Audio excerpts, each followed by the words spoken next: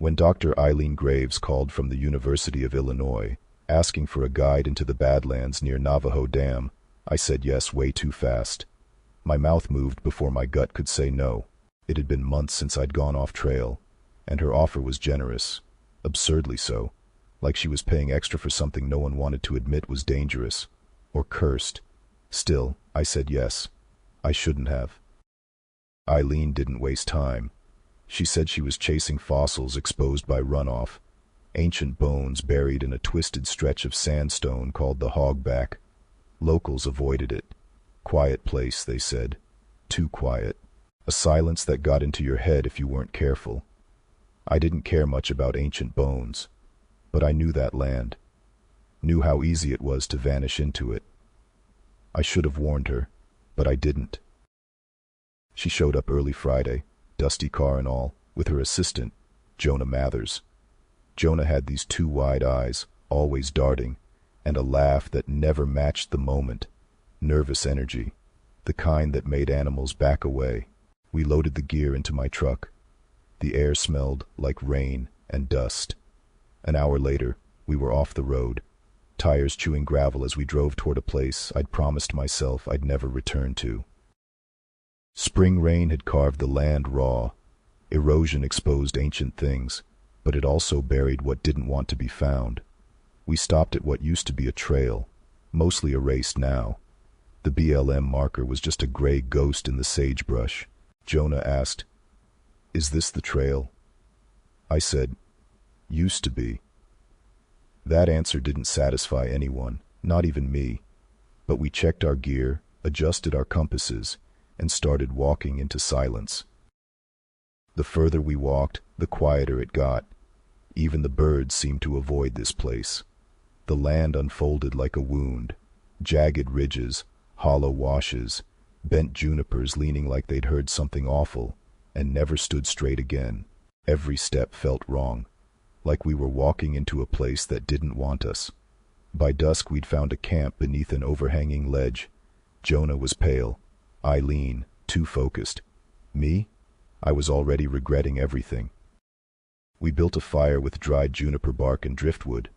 As they took notes, I walked the perimeter. Something was off.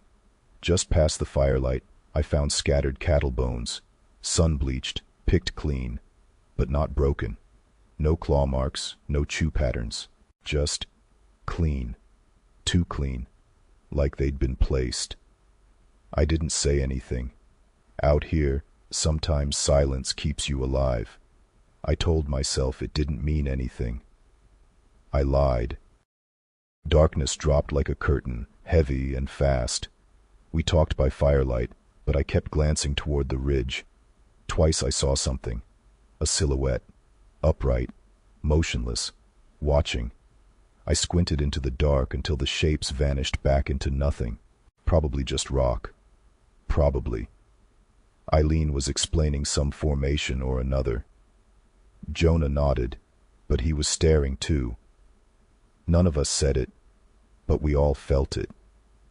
Something was wrong out here. Sleep didn't come easy. I lay there listening to their soft breathing, eyes wide open, the stars above too sharp, too still. Then I heard it. Footsteps. Soft. Slow. Careful. Something was walking the edge of camp, circling us. My hand closed around the revolver under my bag. Every step it took seemed impossibly smooth, gliding across gravel that should have crunched. I sat up, flicked my headlamp on, and saw nothing. But I knew better. The moment light cut through the dark, the footsteps stopped. Dead silence, like someone held their breath just out of reach. I scanned the area. Empty. But something had been there. I swear it. I waited, muscles locked, hand still on the revolver. Nothing moved. Not wind, not branches. Eventually, exhaustion dragged me down.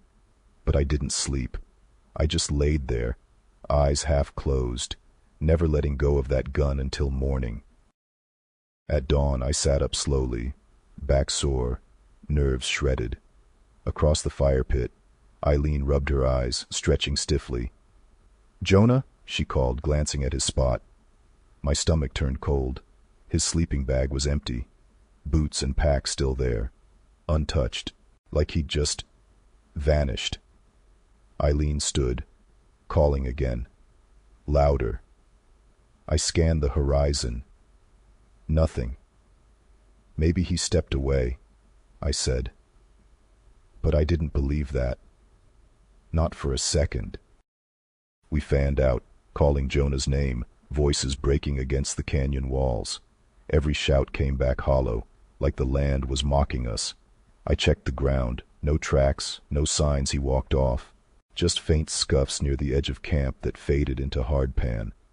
The kind of trail a body might make being dragged. But there were no marks, no drag lines, just absence. The desert had swallowed him clean.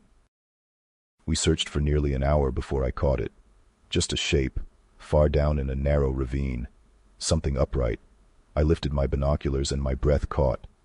Eileen, I said, barely managing the word. Down here. We scrambled down loose stone, slipping on gravel that sounded like bones. And there he was. Jonah, standing against a twisted juniper, his posture wrong, his head bent. It was like a puppet hung by invisible strings made out of Jonah look-alike. His body was stiff, too stiff, shoulders squared, chin tilted up as if on display. His eyes, gone, not gouged, just absent, clean, dry, no blood, no wounds, not a drop of red anywhere. I stepped closer, bile rising. The air was wrong, too still, the dust around him undisturbed, as if he'd been lowered from above. Eileen clamped a hand over her mouth. What did this? She whispered. I had no answer. No one would. I grabbed her arm. We need to leave. Now. She didn't argue. We climbed in silence, our boots scraping stone. My revolver felt heavier now. Useless. When we reached camp, I started packing fast, not bothering to roll anything. Just shove and move. Eileen stood still, eyes on the empty space where Jonah had slept, her breath shallow. Then she gasped, a soft wheezing sound. Do you see that? She whispered, not pointing, not blinking.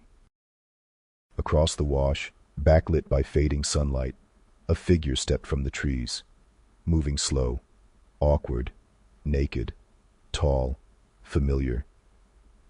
It's Jonah, Eileen breathed. No, I said flatly, cold in my chest. It's not. The figure stopped at the edge of the brush. Its limbs hung wrong, like bones didn't quite know where to go. And then the face tilted up. Not Jonah. The face was stretched, the grin split too wide. Its eyes, just two dark holes, locked on me. My hand went to the revolver, but I didn't raise it, didn't breathe. The thing stepped backward, into the trees, vanishing like smoke. No sound, no trail, like it had never been there. We didn't speak, couldn't. We just sat by the fire until morning, staring into the dark, jumping at every sound. When the sky began to lighten, I didn't wait. I packed fast, tight, frantic. Stay close, I told her. Don't stop for anything. Eileen nodded, eyes glassy, lips cracked. She hadn't slept. Neither of us had. We walked fast through sandstone mazes, the sun climbing too fast, heating rock until the air shimmered. But the trail was wrong. Everything was wrong. Washes where there shouldn't be. Ridges in the wrong place. It was like the land had shifted behind us. We were lost. Not a little lost. Bad lost. The kind that gets written into ghost stories. She stumbled behind me, hands scraped, breath rasping.